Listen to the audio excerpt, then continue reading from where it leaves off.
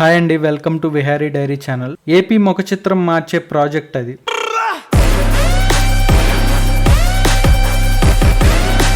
కేంద్రం ఎప్పుడో అనుమతించిన ఈ ప్రాజెక్టుకి ఇప్పుడు నిధులు కేటాయింపు జరుగుతున్నాయి.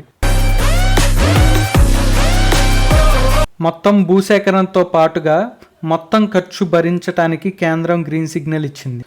ఏంటి ఆ ప్రాజెక్ట్? ఆ ప్రాజెక్ట్తో ఏపీ ముఖ చిత్రం ఎలా మారబోతుంది ఈ వీడియోలో తెలుసుకుందాం.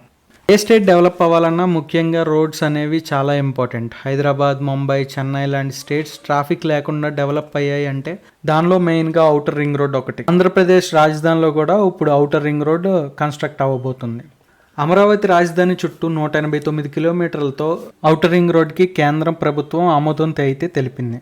25,000 కోట్ల రూపాయలతో భారీ స్థాయిలో ఈ ఔటర్ రింగ్ రోడ్ నిర్మాణం జరగబోతుంది. అమరావతికి ఒక మణిహారం లాగా ఈ ఔటర్ రింగ్ రోడ్ అయితే ఉండబోతుంది. త్వరలోనే దీనికి సంబంధించిన వర్క్ స్టార్ట్ అవబోతుంది. రీసెంట్గా చంద్రబాబు నాయుడు గారు అయితే కేంద్ర రవాణా శాఖ మంత్రి నితిన్ గడ్కరీ గారిని కలిసి ఔటర్ రింగ్ రోడ్ నిర్మాణం పైన మాట్లాడడం జరిగింది. దానికి కేంద్రం అయితే గ్రీన్ సిగ్నల్ జరిగింది. 189 కిలోమీటర్ల మేర ఈ ఔటర్ రింగ్ రోడ్ రావటం జరుగుతుంది. ఈ ఔటర్ రింగ్ రోడ్ ని 6 వరుసల access control express Vega and ఇరువైపులా 150 మీటర్ల సర్వీస్ రోడ్డు రాబోతున్నాయి.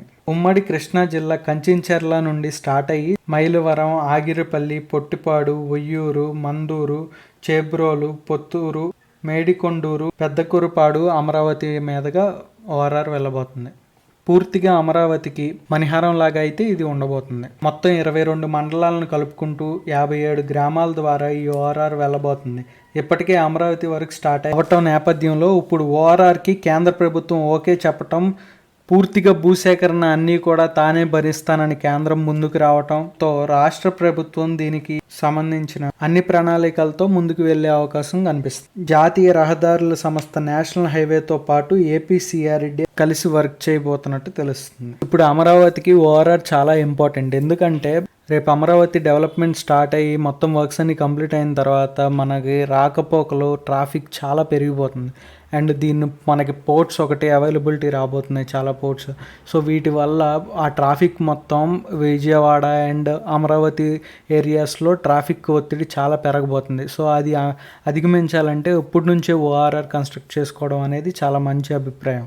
ఈ మొత్తం ఓఆర్ఆర్ 189 కిలోమీటర్లో 3 ప్లేసెస్లో టనల్స్ని అయితే రాబోతున్నాయి. అలాగే కృష్ణా రివర్ మీద కంచించెర్ల వద్ద ఒక బ్యారేజ్ కన్స్ట్రక్ట్ చేయబోతున్నారు.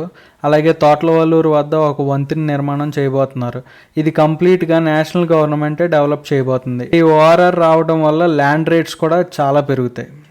చాలా నగరాల్లో మనం ఓఆర్ఆర్ చూస్తూ ఉంటాం కదా. వీటిని ప్రధానంగా ఆ నగరాల్లో జనాభా పెరగటం వల్ల, భరించలేని ట్రాఫిక్ రద్దీ ఉండటం వల్ల ఆ రద్దీని తగ్గించడానికి నిర్మించడం జరుగుతుంది.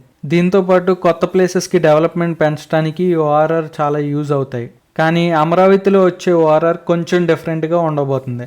అమరావతి చుట్టూ ఉన్న ప్రాంతాలని డెవలప్ చేయాలన్న లక్ష్యంతో రాజధాని లింక్గా ఉండేలాగా ఓఆర్ఆర్ని కన్స్ట్రక్ట్ చేయబోతున్నారు. కృష్ణా, గుంటూరు మీదుగా వెళ్ళే నేషనల్ హైవేస్, స్టేట్ హైవేస్తో పాటు జిల్లా ప్రధాన ఏరియాస్లో ఓఆర్ఆర్ క్రాస్ అవబోతుంది. ఓఆర్ఆర్ కృష్ణా రివర్ మీద 2 ఐకానిక్ బ్రిడ్జ్లు అయితే రాబోతున్నాయి. ఇవే కాకుండా ఓఆర్ఆర్లో 12 మెయిన్ బ్రిడ్జ్లు, 21 స్మాల్ బ్రిడ్జెస్ కన్స్ట్రక్ట్ చేయబోతున్నారు. ఓఆర్ఆర్ లోపల మొత్తం 40 మండలాలు ఉన్నాయి. ఇదండి మన ఓఆర్ఆర్ గురించి. అండ్ యూట్యూబ్ ఆల్గరిథంకి హెల్ప్ చేయడానికి కొద్దిగా లైక్ అండ్ సబ్స్క్రైబ్ చేయండి please. Thank you for watching the video.